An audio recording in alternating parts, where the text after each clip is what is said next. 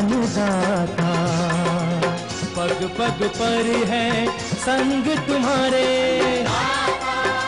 अन्नदाता।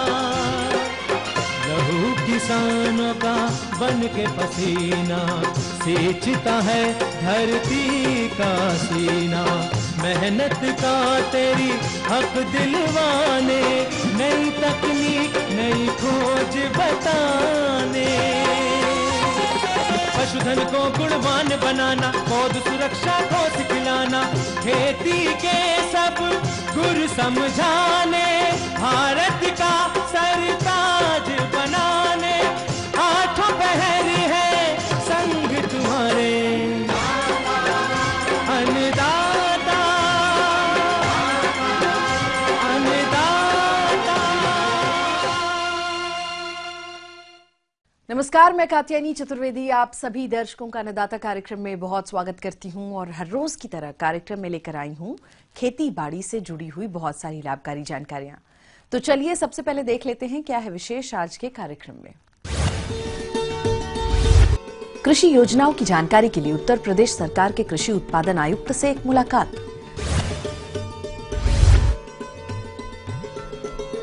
गुलाब की फसल को क्षति पहुंचा रहे कीटों के नियंत्रण उपाय। दुधारू पशुओं के आवास और आहार प्रबंधन पर जानकारी।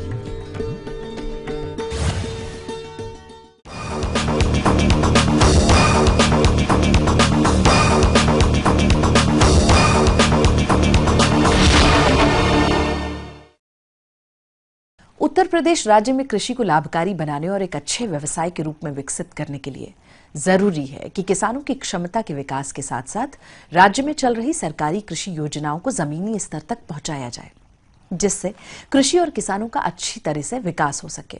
वहीं दूसरी ओर प्रदेश के युवा भी कृषि में रुचि लेकर अपना स्वयं का रोजगार स्थापित कर सकें। और इसके लिए प्रदेश सरकार लगातार नई नई योजनाएं भी ला रही है। इन योजनाओं के क्रियान्वयन के लिए भी सभी कटिबद्ध हैं। उत्तर प्रदेश सरकार किसानों के लिए क्या कुछ कर रही है और क्या नया करने जा रही है, इसकी जानकारी दे रहे हैं उत्तर प्रदेश सरकार के कृषि उत्पादन आयुक्त प्रदीप भटनागर। देखिए, नई सरकार का सबसे पहला जो उद्देश्य है वो ये है कि 2022 तक किसानों की आमदनी को दोगुना कर दिया जाए। ये एक बहुत चुनौती भरा एक लक्ष्य है, लेकिन हम लोग उसके लिए एक स्ट्रैटेजी बना रहे हैं। और भारत सरकार के स्तर पर तो उन्होंने एक स्ट्रैटेजी बनाई है। उसमें मैं जहाँ तक मुझे ध्यान है 6-7 बिंदु हैं, जैसे सिंचाई व्यवस्था को व्यापक करना, सॉइल हेल्थ कार्ड को व्यापक रूप से बांटना। लेकिन कुछ ऐसी उत्तर प्रदेश की परिस्थितियां हैं कि हमें उस राष्ट्रीय स्ट्रैटेजी को थोड़ा सा बदलना पड़ेगा उत्तर प्रदेश की स्थिति को देखते हुए। मसलन राष्ट्रीय स्तर पर सिंचाई पर बहुत ज़्यादा जोर दिया गया है। उत्तर प्रदेश में क्या है कि लगभग 75% जो हमारी खेती है वो सिंचित खेती है। पूरे देश में पंजाब और हरियाणा के बाद उत्तर प्रदेश का तीसरा स्थान आता है सिंचित क्षेत्रफल के दृष्टिकोण से। हाँ, कुछ क्षेत्र हैं ये जैसे बुंदेलखंड है, विंध्याचल है, जहाँ अभी भी किसान वर्षा पर निर्भर रहता है। तो सिंचाई व्यवस्था हम चाहेंगे कि वो बुंदेलखंड और विंध्याचल में उस पर फोकस किया जाए। अन्य प्रदेश के अन्य भागों में पर्याप्त मात्रा में कैनाल ट्यूबवेल हैं और अच्छा पानी मिलता है किसानों को। इसी प्रकार राष्ट्रीय स्तर पर सॉइल हेल्थ कार्ड पर बहुत जोर दिया जा रहा है। मैं समझता हूँ कि अगर हम कृषि उत्पादकता देखें, इसका मकसद यही है कि कृषि की उत्पादकता बढ़े। अगर हम देखें तो पश्चिमी यूपी जो हमारा है उसकी उत्पादकता पंजाब हरियाणा से काफ़ी करीब पहुंच गई है। तो सॉइल हेल्थ कार्ड अगर हम योजना हम चलाएं, तो अगर मेरा चले तो मैं चाहूँगा कि इसको प्रदेश के पूर्वी क्षेत्र में जहाँ उत्पादकता वास्तव में बहुत नीचे है वहाँ हम लोग फोकस करें, वहाँ हम टाइम और समय दें सॉइल हेल्थ कार्ड बनाने में और बांटने में। तीसरा एक केंद्र सरकार की स्ट्रैटेजी है कि मार्केटिंग ई प्लेटफॉर्म से करी जाए, यानी कि हर मंडी में एक कंप्यूटर नेटवर्क से किसान अपनी फसल बेच सके। ये एक बहुत महत्वाकांक्षी एक केंद्र सरकार की योजना है और उसका हम स्वागत करते हैं। थोड़ा सा फ़र्क ये है उत्तर प्रदेश की परिस्थितियों में कि हमारा किसान जो है वो कंप्यूटर लिटरेट पूरी तरह से नहीं है। तो जब तक कि किसान पूरी तरह से कंप्यूटर लिटरेट नहीं हो जाता है तो ये अपेक्षा करना कि किसान कहीं भी देश में अपनी फसल बेच पाएगा, ये थोड़ा सा चुनौती भरा एक प्लान है। वास्तविकता ये है कि किसान मंडी में आएगा और आड़ती को अपना फसल बेचेगा जैसे वो पहले बेचता था। आड़ती जो पढ़ा लिखा ज़्यादा है वह ये इलेक्ट्रॉनिक प्लेटफॉर्म का फ़ायदा उठा सकता है।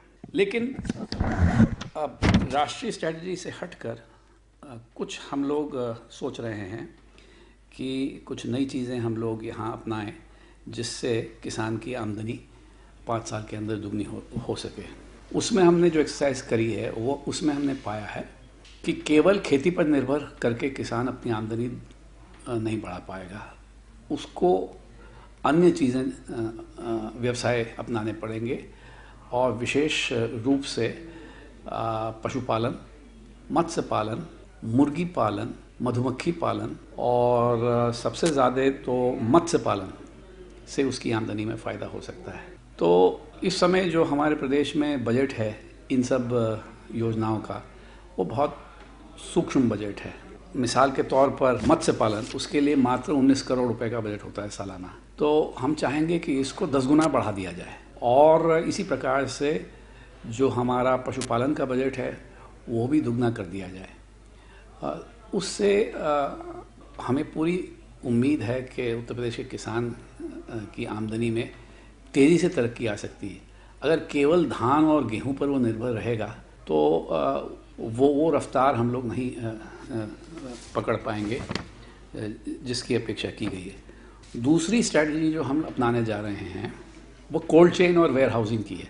किसान ने अपनी फसल काट ली, उसके बाद उसको तुरंत बेचना पड़ता है, जो भी मार्केट का रेट मिलता है उस हिसाब से उसको देना पड़ता है। वो कारण ये है कि उसको फसल को स्टोर करने के लिए कोई स्थान नहीं है। सहकारिता विभाग में पैक्स होता है, एक प्राइमरी एग्रीकल्चरल कोऑपरेटिव सोसाइटी, उनके गोदाम होते हैं, न्याय पंचायत स्तर पर गोदाम होते हैं, लेकिन उन पैक्स के गोदामों में सहकारी विभाग अपने ही बीज और उर्वरक स्टोर करता है। किसान की उपज को स्टोर करने के लिए कोई व्यवस्था नहीं है। तो हम प्रस्ताव देने जा रहे हैं कि किसानों की फसल को स्टोर करने के लिए बहुत बड़े पैमाने पर ग्रामीण क्षेत्रों में गोदामों का निर्माण किया जाए, ताकि किसान फसल काटने के बाद अपनी फसल को उन गोदामों में स्टोर करे और जब मार्केट में अच्छी कीमत मिले उस समय उसको निकाले, तब उसको अच्छी आमदनी हो सकती है। इसी प्रकार कोल्ड चेन हमारे प्रदेश में बहुत कमज़ोर एक कड़ी है और ख़ास तौर से हमारे फल और सब्ज़ी के उत्पादकों के लिए। तो ये आप जानते हो कि इनकी शेल्फ लाइफ बहुत कम होती है, तो किसान को मजबूरन जो औने पौने दाम मार्केट में मिल रहे हैं उसको उस पर बेचना पड़ता है। तो कोल्ड चेन के लिए भी हम लोग एक स्ट्रैटेजी बना रहे हैं कि बहुत व्यापक रूप से पूरे उत्तर प्रदेश की जो फल पेटियां हैं, हमारे 18 फल पेटियां हैं 15 जिलों में, उनमें बड़े पैमाने पर कोल्ड चेन की स्थापना की जाए। कुछ इस किस्म से हम लोग स्ट्रैटेजी बना रहे हैं। अभी आजकल मैं एक बड़ी मीटिंग में लेने जा रहा हूँ, सारे विभाग के अधिकारियों को बुलाऊंगा, उसमें हम ये स्ट्रैटेजी फाइनल करेंगे। किसानों को सुदृढ़ और मजबूत करने के लिए केंद्र व प्रदेश सरकार लगातार नई नई योजनाएं ला रही है, ताकि किसान फसलों का उत्पादन बढ़ाते हुए अपने उत्पाद का उचित लाभ ले सके। साथ ही इन योजनाओं में कृषि व्यवसाय को अपनाने के लिए किसानों को सहूलियत भी दिए जा रहे हैं, जिससे कम पूंजी वाले किसानों के सामने कठिनाइयां न आए। तो किसान भाइयों, यहाँ हम आपसे कहना चाहेंगे कि इन योजनाओं के लिए हमारी सरकारें और कृषि विभाग तो अपना काम कर ही रहे हैं। आपको भी जागरूक होकर इन योजनाओं का लाभ उठाने के लिए आगे आना होगा और समय समय पर अपने जिले के कृषि विभाग के कृषि अधिकारी से योजनाओं के बारे में जानकारी लेनी होगी। तो ये थी कुछ उपयोगी जानकारियां। एक छोटे से ब्रेक के लिए यहाँ रुकते हैं, जल्द लौटेंगे।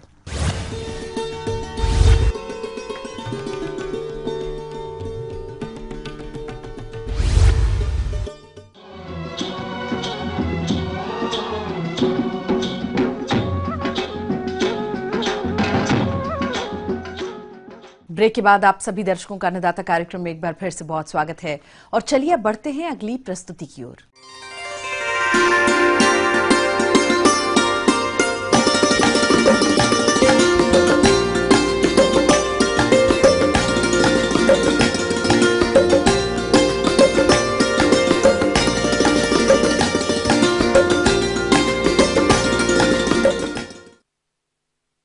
की बढ़ती मांग को देखते हुए प्रदेश के जिन किसान भाइयों ने गुलाब की फसल लगा रखी है, उस फसल में अभी मौसम में हो रहे बदलाव के कारण कीटों का प्रकोप भी देखने में आ रहा है और इनका नियंत्रण अगर नहीं किया गया तो गुलाब की फसल और फूलों की उपज को भारी नुकसान होगा। तो वर्तमान में गुलाब की फसल को क्षति पहुंचाने वाले कीटों का नियंत्रण कैसे करें, इस बारे में सुझाव दे रही हैं वैज्ञानिका डॉक्टर अरविंदर कौर। किसान भाइयों, गुलाब जो है वो शुरू से ही अपनी सुंदरता के कारण हमेशा ही मनुष्य को आकर्षित करता रहा है और यही कारण है कि कई कीटाणु और कई रोग भी जो है वो उसकी तरफ आकर्षित होते हैं, जिसके कारण गुलाब की फसल पे कई कीटों का प्रकोप होता है। किसान भाइयों, गुलाब की फसल में मकड़ी कीट का प्रकोप होता है, जिसके कारण गुलाबों के फूलों की गुणवत्ता खराब हो जाती है। तो यह कीट फसल को किस तरह से नुकसान पहुंचाता है, आइए जानते हैं। जिसमें रस चूसने वाले कीड़ों में सबसे प्रमुख है हमारा, जिसको हम बोलते हैं अष्टपदी या माइट। ये जो कीड़ा है ये लाल भूरे रंग का कीड़ा होता है और बहुत छोटा होता है। इसमें 8 पैर जो हैं वो पाए जाते हैं कीड़ा। और ये कीड़ा क्या करता है, पत्तियों की, अधिकतर आप देखेंगे कि पत्तियों की निचली सतह पर या आपकी जो पंखुड़ियां हैं, जो आपका कली है, उससे क्या करता है, रस चूसता है, जिसके कारण जो हमारी पत्तियां हैं पौधे की वो पीली पड़ जाती हैं या सूख के गिर जाती हैं, जिसके कारण जो है गुलाब की जो फूल हैं वो अच्छे तरीके से नहीं आ पाते और अच्छी गुणवत्ता भी उसकी नहीं प्राप्त होती। किसान भाइयों, ये जो अष्टपदी कीट है इसमें कई बार आप देखेंगे कि इसमें सफ़ेद रंग के, जहाँ पर इस कीट का प्रकोप हो वहाँ पर सफ़ेद रंग के छोटे छोटे जो हैं वो बिंदु जैसे छोटे छोटे से धब्बे भी पाए जाते हैं, क्योंकि वहाँ पर ये कीट जो है उसका रस चूस लेता है। इसके अलावा ये जो कीट है ये अधिकतर कॉलोनी में रहता है, समूह में रहता है और जब इस कीट का प्रकोप ज़्यादा होता है, खासकर जब गर्मी का मौसम हो और वायुमंडल में नमी कम हो, उस स्थिति में इस कीट का प्रकोप बहुत ज़्यादा होता है, जिसके कारण ये जो कीट है आपको सफ़ेद, उसमें रेशेदार जो है आपको जाल जैसा इसमें दिखाई देता है और कई बार उसमें छोटे छोटे लाल से भूरे रंग के कीड़े भी क्या करते हैं उसमें दिखाई देते हैं। इस स्थिति में पत्तियाँ पीली पड़ जाती हैं और कुछ समय बाद गिर जाती हैं।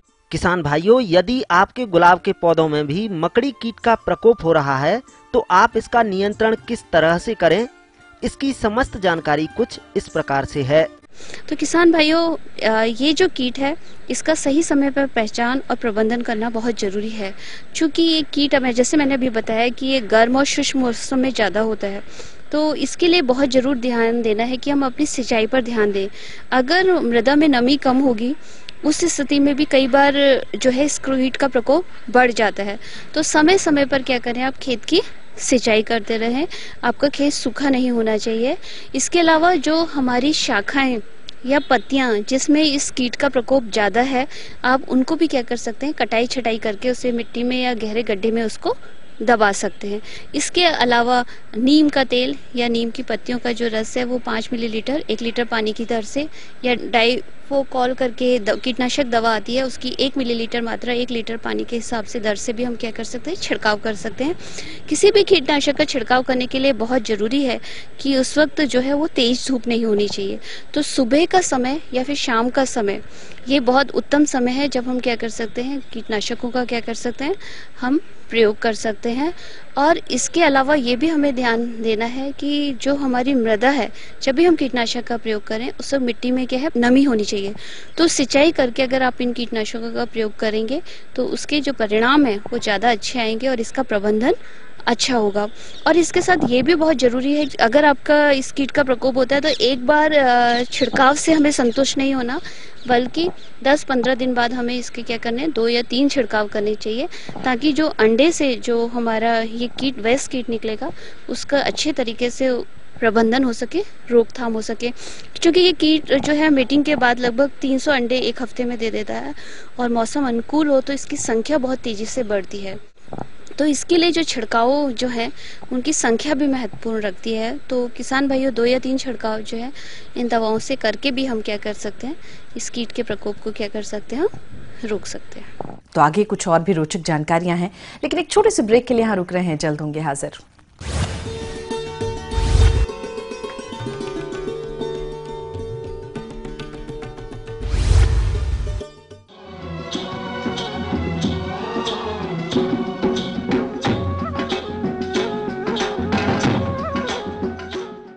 ब्रेक के बाद आप सभी दर्शकों का अन्नदाता कार्यक्रम में स्वागत है।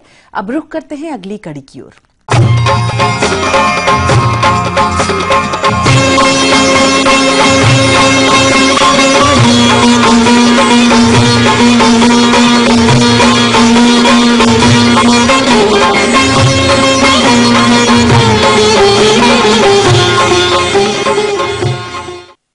प्रदेश के जो भी किसान भाई दुधारू पशुओं का पालन कर रहे हैं तो उन्हें अपने दुधारू पशुओं से अच्छा लाभ प्राप्त करने के लिए उनके आवास और आहार प्रबंधन पर विशेष ध्यान देना होगा। अगर हमारे किसान भाई इन प्रबंधनों को करने में लापरवाही बरतते हैं तो उनके पशु कई तरह की घातक बीमारियों की चपेट में आ जाते हैं। परिणाम स्वरूप दुग्ध उत्पादन कम हो जाता है। इसलिए आप अपने दुधारू पशुओं का आवास और आहार प्रबंधन किस प्रकार से करें, इस बारे में उचित सुझाव दे रहे हैं पंतनगर कृषि विश्वविद्यालय के डॉक्टर अनिल कुमार।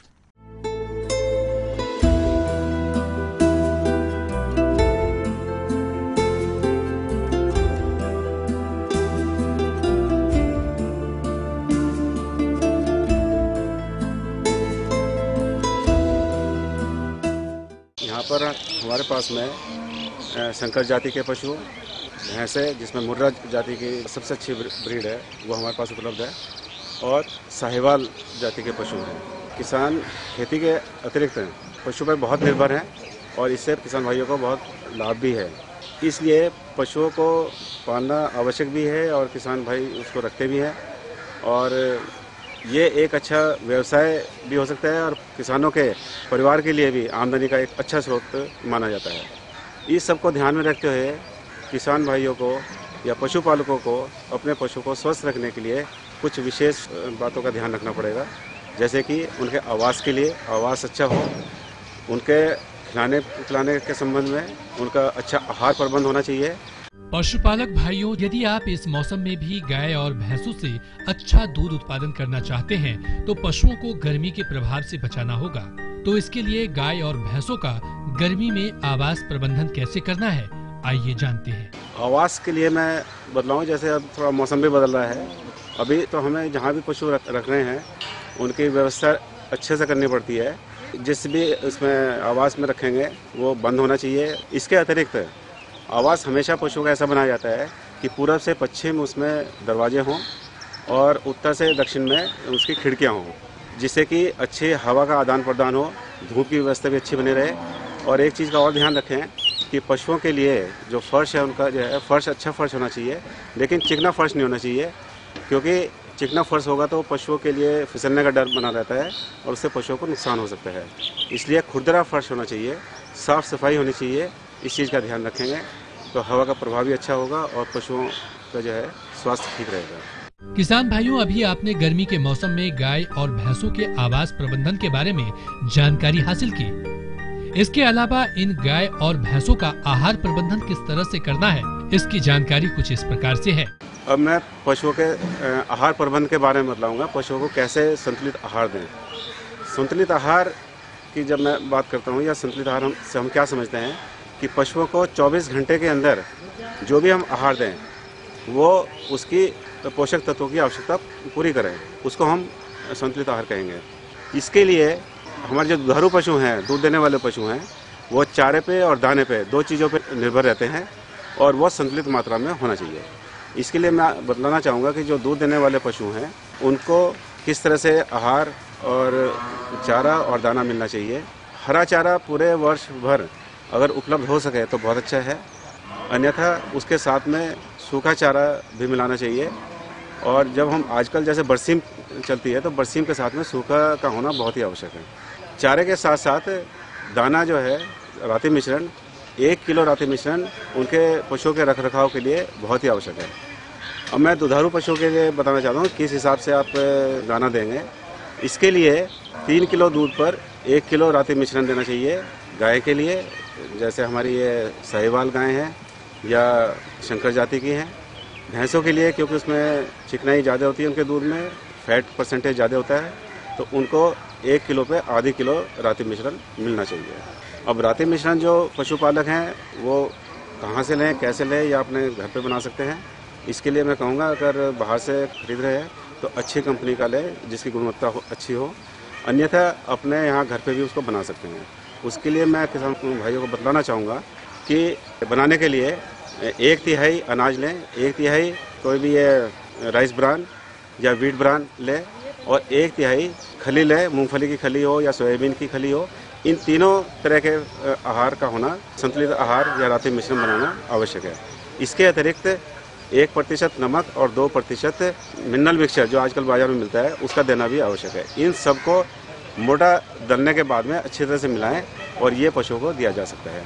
1 किलो जैसे मैंने बताया रखरखाव के लिए, और दूध के हिसाब से जैसा दूध का उत्पादन है 1 किलो दूध पे उसका 1/3 या 3 किलो दूध पे 1 किलो रात्रि मिश्रण, और भैंस को 1 किलो दूध पे आधी किलो देना चाहिए। उससे पशुओं में दूध का उत्पादन भी सही होगा, अच्छा दूध देंगे और पशु भी स्वस्थ रहेगा।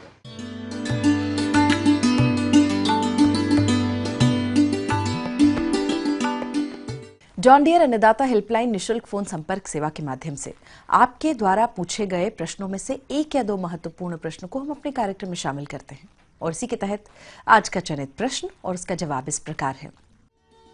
अन्नदाता निशुल्क फोन संपर्क सेवा के माध्यम से पूछे गए प्रश्नों में से आज हमने जिस प्रश्न को कार्यक्रम में शामिल किया है उसे पूछा है ग्राम गोला, जिला गाजीपुर के कृषक राम भरोसे राजभर ने। या ओल की अधिक उत्पादन देने वाली उन्नत प्रजातियों के बारे में जानकारी चाहते हैं, तो राम भरोसे राजभर जी आपकी जानकारी हेतु प्रस्तुत है कार्यक्रम का यह अंश। ओल एक प्रमुख कंदीय फसल है और इस जिसे हम जिमीकंद सुरन के नाम से भी जानते हैं। किसान भाई को ध्यान रखना चाहिए कि इसकी खेती के लिए सबसे उपयुक्त मिट्टी जो है हल्की बलुई दोमट मिट्टी है, और भूमि का चुनाव इस प्रकार करें जहां पानी का जमाव नहीं हो। इसकी रोपाई का समय सबसे उपयुक्त समय 15 अप्रैल से लेकर 15 मई या फर्स्ट वीक ऑफ मई तक आप करें तो ये बहुत ही अच्छी फसल इसकी होती है। जो इसकी विकसित हम लोग के प्रभेद है वह है गजेंद्र, और गजेंद्र एक ऐसी प्रभेद है जिसकी उपज क्षमता हम 55 से लेकर 60 टन प्रति हेक्टेयर के रूप में प्राप्त कर सकते हैं, अगर अच्छी तरह से इसके एग्रोनॉमिकल प्रैक्टिसेस हम करते हैं तो।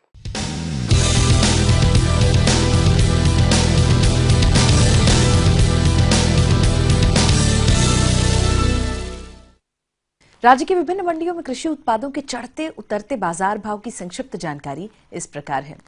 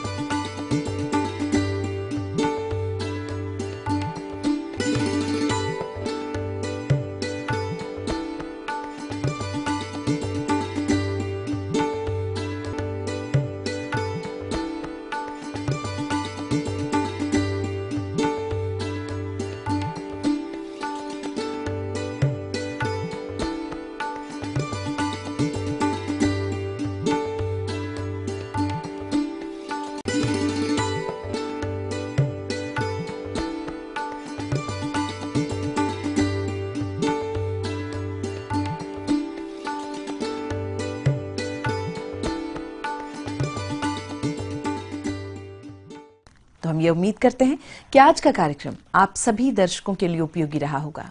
किसान भाइयों, अन्नदाता आपकी सेवा के लिए संकल्परत है और कृषि संबंधित समस्या और सुझावों के लिए आप हमें इस पते पर संपर्क भी कर सकते हैं। तो चलिए फटाफट हमारा पता नोट करिए। प्रोड्यूसर अन्नदाता ETV Uttar Pradesh Uttarakhand, Ramoji film city Hyderabad 501512। और साथ ही आप हमें ईमेल भी कर सकते हैं। तो हमारा ईमेल एड्रेस है p18annadata@nw18.com। और इसके अतिरिक्त आप हमें जॉन डियर निशुल्क हेल्पलाइन नंबर 1800419215 पर सोमवार से शनिवार सुबह 10 बजे से शाम 4 बजे के बीच में कभी भी संपर्क कर सकते हैं। और चलिए अब देख लेते हैं कल दिखाए जाने वाले कार्यक्रम की मुख्य झलकियां। दुधारू पशुओं के आहार हेतु हरे चारे की उन्नत बुआई पर जानकारी। पंतनगर द्वारा प्रेषित कृषि आधारित मौसम पूर्वानुमान और कृषि सलाह। फिलहाल अन्नदाता की पूरी टीम को दीजिए इजाजत, लेकिन इस वादे के साथ कि कल फिर इसी समय आपसे होगी मुलाकात कृषि संबंधित कुछ और महत्वपूर्ण जानकारियों के साथ। तब तक के लिए नमस्कार।